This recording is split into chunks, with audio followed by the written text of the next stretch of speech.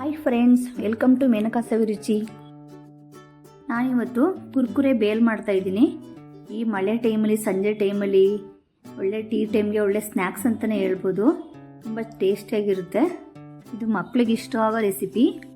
Outside ತಿನ್ನೋ ಬದಲು ಮನೆಯಲ್ಲೇ ಮಾಡ್ಕೊಂಡು ತಿನ್ಬೋದು. ಬೇಲ್ ಮಾಡೋಕ್ಕೆ 2 ಚಿಪ್ಸ್ ತೊಗೊಂಡಿದ್ದೀನಿ, 1 ಕುರ್ಕುರೆ ಪ್ಯಾಕೆಟು.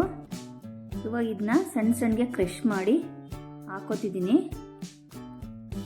ಚಿಪ್ಸ್ ಜೊತೆಗಿದ್ರೆ ಜಾಸ್ತಿ ಕ್ರಂಚಿ ಇರುತ್ತೆ ಅಂತ ನಾನು ತಗೊಂಡಿದ್ದೀನಿ. ಕುರ್ಕುರೆ ಪ್ಯಾಕ್ನ ಯಾವ ಫ್ಲೇವರ್ ಆದರೂ ತಗೋಬೋದು. ಇವಾಗ 1/4 ಕಪ್ಪಷ್ಟು ರೋಸ್ಟೆಡ್ ಪೀನಟ್ ಹಾಕೋತಾ ಇದ್ದೀನಿ. ಇದಿರೋ ಕಡಲೆ ಬೀಜ, 1/4 ಕಪ್ಪು ಟೊಮೆಟೊ ತಗೋತಾ ಇದ್ದೀನಿ. ಕೊತ್ತಂಬರಿ ಸೊಪ್ಪು, ಸೌತೆಕಾಯಿ 1/4 ಕಪ್ಪು, ಈರುಳ್ಳಿ 1/4 ಕಪ್ಪು. ನಾನೆಲ್ಲ ಇಲ್ಲಿ 1/4 ಕಪ್ ತಗೋತಾ ಇದ್ದೀನಿ.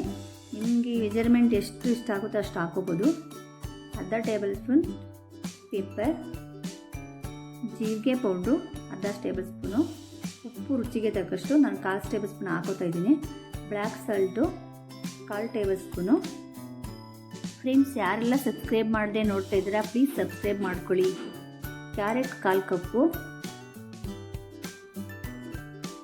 Green chutney 1 table spoon.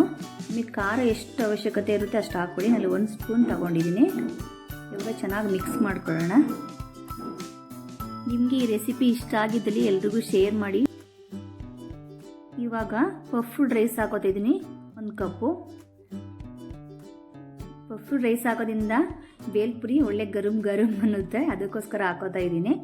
Puffed rice ಹಾಕಿದ್ಮೇಲೆ ಜಾಸ್ತಿ ಮಿಕ್ಸ್ ಮಾಡ್ತಾ ಇರಬಾರ್ದು, ಬೇಗ ಅದನ್ನು ಸರ್ವ್ ಮಾಡಬೇಕು.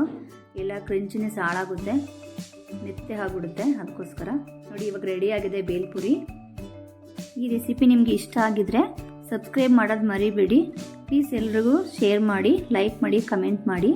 Thank you for watching. Bye.